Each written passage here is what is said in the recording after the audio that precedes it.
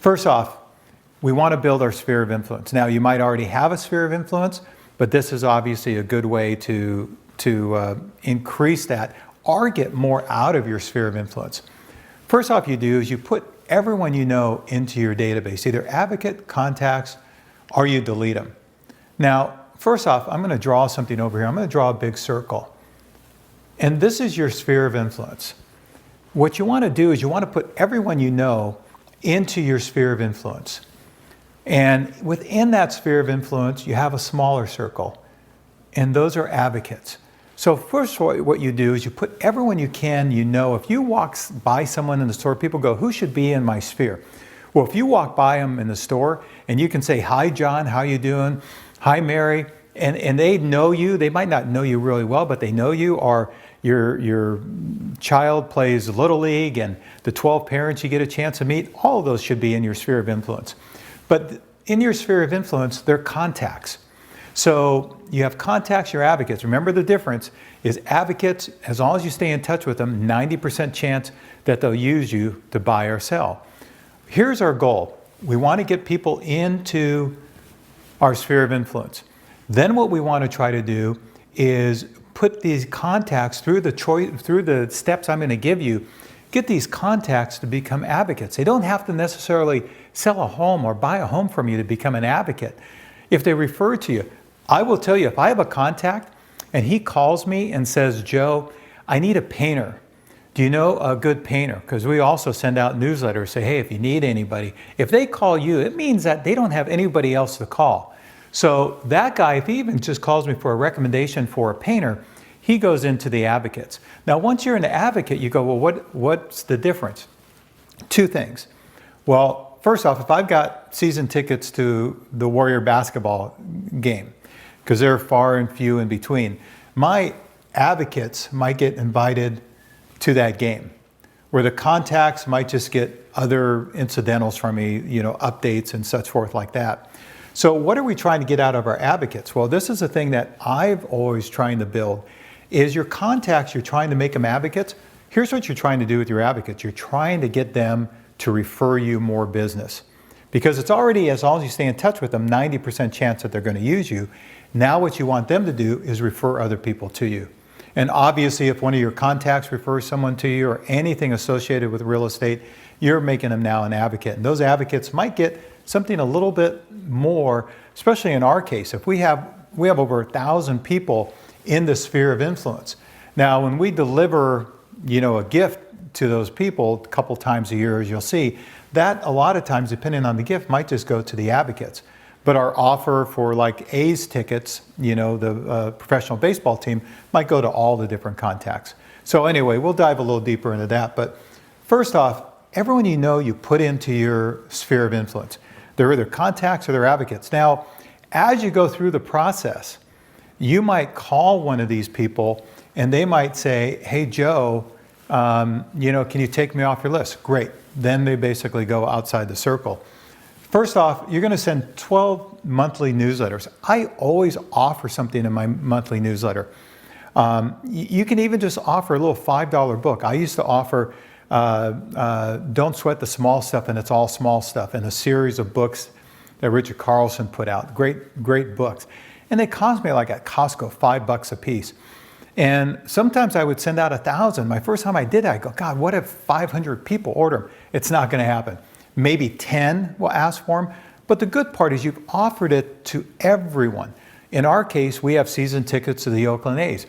We'll offer tickets, or what we'll offer when we're basically sending out to a huge area, we'll offer, hey, enter a drawing. But with our contacts and advocates, we'll just basically say, hey, do you want to go to the Oakland A's game? We'll send them out in our newsletter. And again, not a lot take advantage of it. So you're going to basically send them A's tickets. But we always offer something. Here's why you offer something. Because you're going to call twice per year for your offering in the first and third quarter. That's the toughest thing to do. And the reason you offer them something is because it is difficult when you're calling someone and you haven't spoken with them in 3 years. What are they going to say? Oh, God, is business tough, Joe? And you're calling me? I haven't talked to you for 3 years. But if you call them and you say, hey, John, Hey, I'm not sure if you got my newsletter, and it doesn't matter if they got it or not. Hey, but I'm running short on A's tickets. I wanted to make sure that you got it and you had the opportunity if you wanted it. What an easy call that to make, is you're calling them to give them something. Hey, John, in my last newsletter I sent out, I've got Don't Sweat the Small Stuff, and it's all small stuff. It's a great book that's helped me. Hey, I've got a couple copies left. Do you want them? Absolutely. Now, whether he says yes or no, it doesn't matter, because it opens it up. Because once you basically have them on the phone, here's what you basically do. You probably have heard about on it the old Ford, F-O-R-D, and no, it's not a car. F is for family, O is for occupation, R is for recreation, and D is for dreams. So, hey, John, how you doing? Hey, you want some A's tickets? Hey, Joe, I'm fine. I don't really follow baseball. Or, hey, yeah, that would be great. Whatever he says. Hey, John, how's the family? F. Hey, the family's doing great. Hey, how's work? You might not talk to him, might not know anything about his work. But again, these are just different things you bring up. Recreation. Hey, John, did the family go on vacation this week? Again, you think about them beforehand, find out what you know about them, and hit the F-O-R-D. Now, you have to dive pretty deep to start talking about their dreams, but sometimes that happens.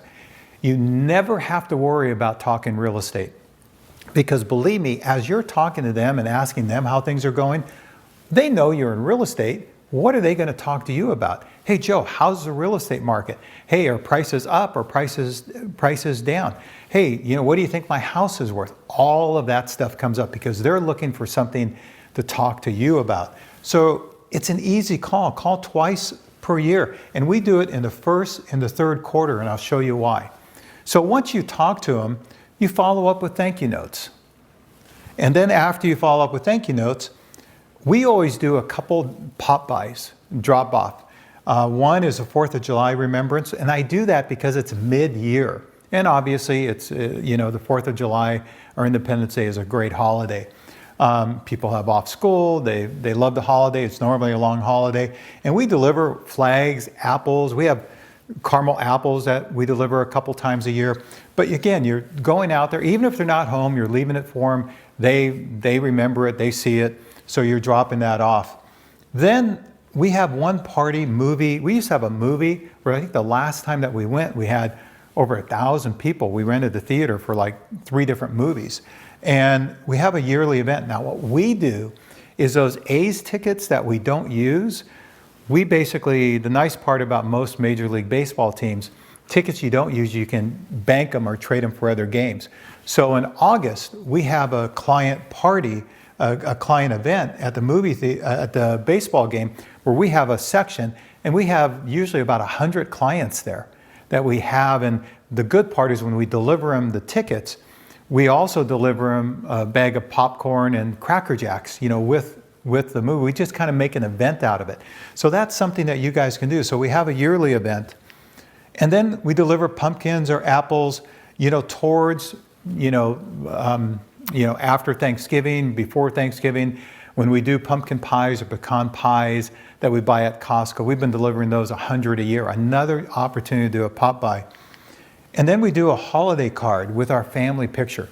Here's the thing is, when you send a holiday card, I've seen those holiday cards and they have a picture of Santa Claus pounding in a for sale sign in the front yard. No, because then you're just a real estate agent. Who do people get Christmas cards or holiday cards from that have family pictures in them? They get it from their friends. You want to be considered a friend, not a real estate agent. So again, you basically send a holiday card. And then also, we have the anniversary of when people purchase their homes, and we make a nice gift. Usually our budget on that is $25 to $35, and we're delivering a couple hundred of those a year. Again, they're not our sellers mainly, because our sellers move out of the area in a lot of cases, but the people that purchase homes from us. So we'll go out. I have people that I'm delivering, anniversary gifts. They've been in their home 25 years. I just sold a home a few months ago that someone called me. I sold them the home 21 years ago.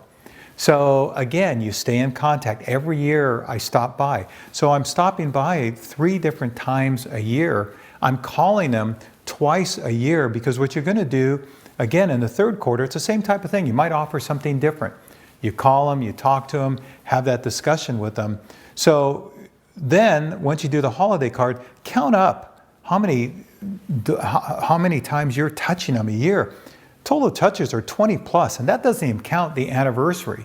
So you're calling them twice, you're writing a couple notes after you call them, you're doing 12 mailers to them, and you're doing pop-bys. I will tell you, this is the way you build your sphere of influence. You will have clients for life. And also, if you're just trying to build this, and the reason you want to get up to 100 advocates, if you get 100 people in here, you'll get 10 sales a year out of it. Because for every 10 that you have, you'll get a sale. You either get a referral or they'll buy or sell themselves. So 100 advocates gets you 10 sales. So just remember that. 10 sales if you have an advocate. Now remember, I always say you want to get up, even if you only have a couple sales a year, I always tell people your goal should be at least the 24 sales in 2 to 3 years. It's a building process. Go out and meet people. Think of how you can put people in your sphere of influence. Again, stuff that you like to do. If you like to ride horses, join a riding club. If you like to ride bikes, join a club. Meet people that way. People work with people that they have stuff in common with. So that's how you build your sphere of influence. 20 touches a year. Now, when you really look at it, remember, these monthly newsletters, they can be delivered also. We talk about it's time or money. You can have a $5 book and send it to 500 people, and you only give away 5 of them. That's only $25.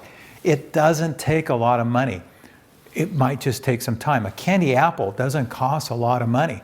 So again, we talk about time and money, and to have less money and spend more time out there delivering yourself is far superior than what I have to do sometimes and pay someone to deliver the apples, because I have the money, but I don't have the time.